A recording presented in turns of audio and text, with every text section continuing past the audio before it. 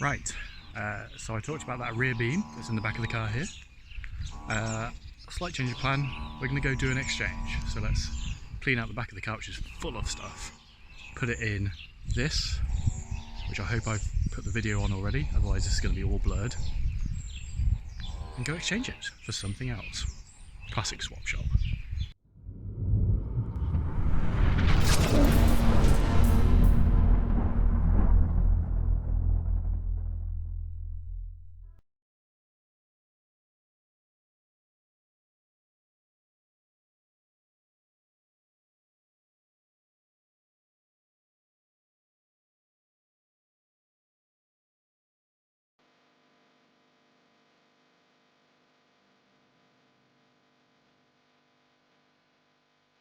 Hopefully you can hear me, otherwise this will be a very rubbish video.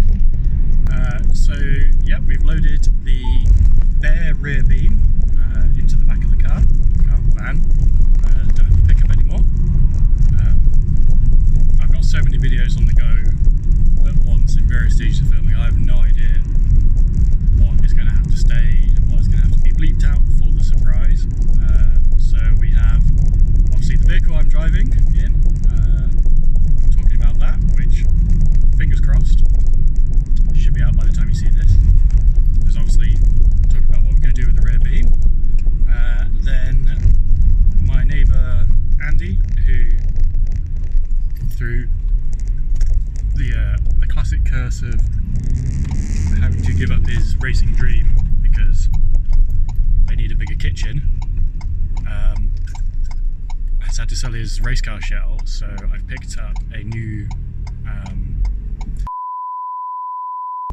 so there'll be video for installing that and doing what we do with the other one. Yeah, lots on the go. None of them at the time of filming this are actually finished, so they could come out in some random order, and of course I need to fix the engine, but got a few leads on a few engines. Just need to pull the trigger and get it done, but the weather's still a bit naff. Yeah, let's get going all the way to sunny Skye.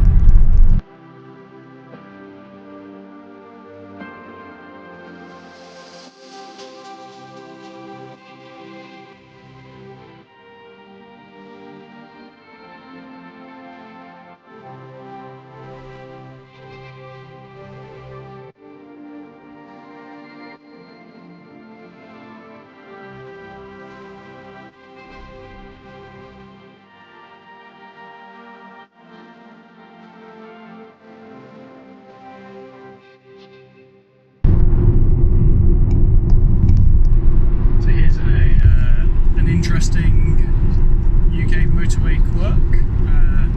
You may have read on the internet about this farm that is split by the motorway. That is just up ahead here. You can see where the eastbound carriageway goes on the left, and the westbound is on the right. And there's this farm here in the middle, completely separated by the two motorways.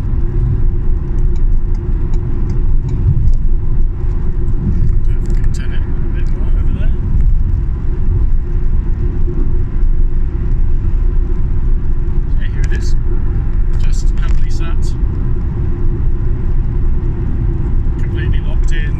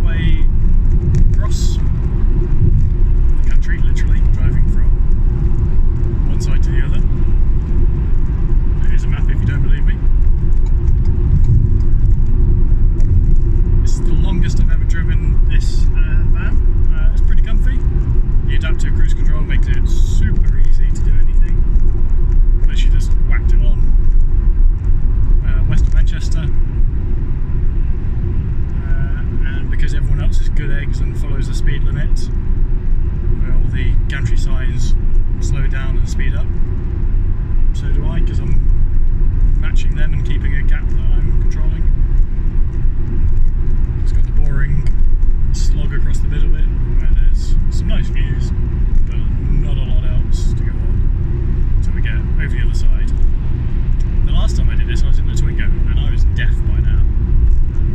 Might throw in a little clip, maybe, of it here if I can find one. It was so loud.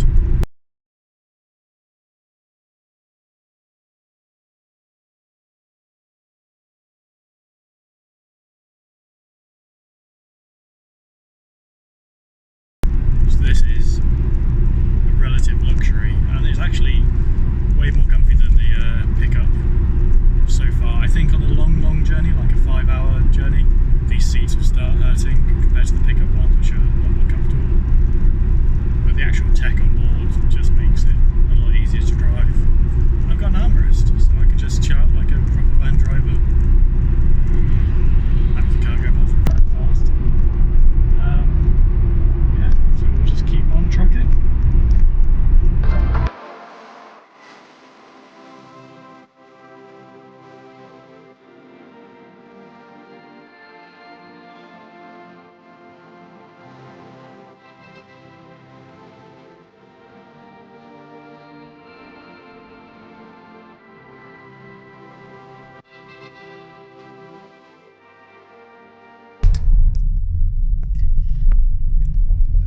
Here we are again.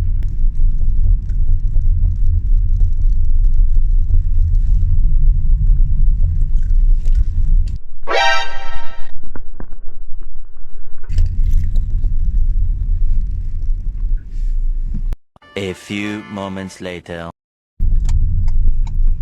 Right, that was a flying visit, and I completely forgot to film anything there. So when I stop somewhere, I will show you what has been exchanged for. But what I can show you whilst I'm here is Charlie also knocked me up a sweet crew tube number plate, so I can put this on the back when on track days for some shameless self-promotion. So that was 2.5 hours here. Let's go 2.5 hours back.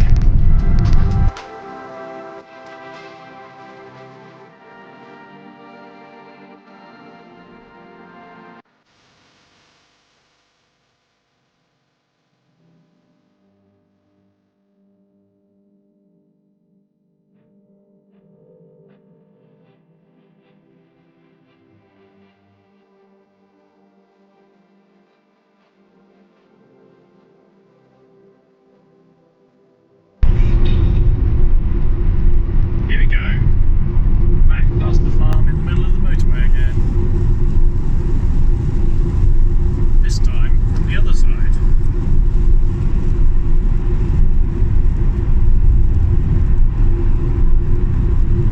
Get out the way, man. There it is.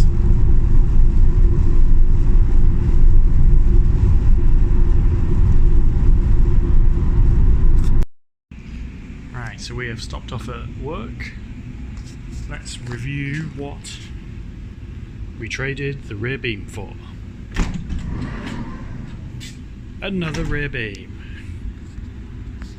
Except for this one has all the calipers, carriers, some very knackered discs and probably knackered pads. Yeah, they'll need doing. Basically, traded one for the other, saves getting all this posted. It's heavy and all the cables and everything else over. And now because these ones are modified, I might swap them over. They've got 7mm off the back of them to fit under the normal arches, or I'll keep these ones for the wider stance. So yeah, that was a long drive, and now we've got an hour's drive home. Several days later.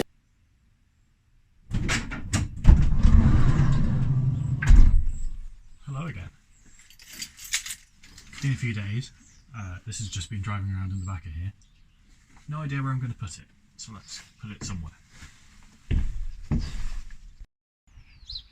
So there you go, it's not quite lined up the same. You can see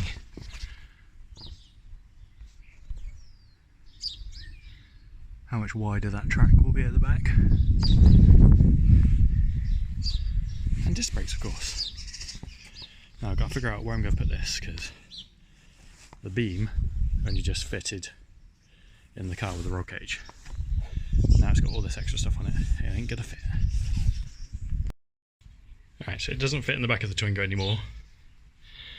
And I was going to probably do it anyway, but I'll strip it all down, get it all painted, and for now it can just stay in the additional storage area. But a bit better covered than that.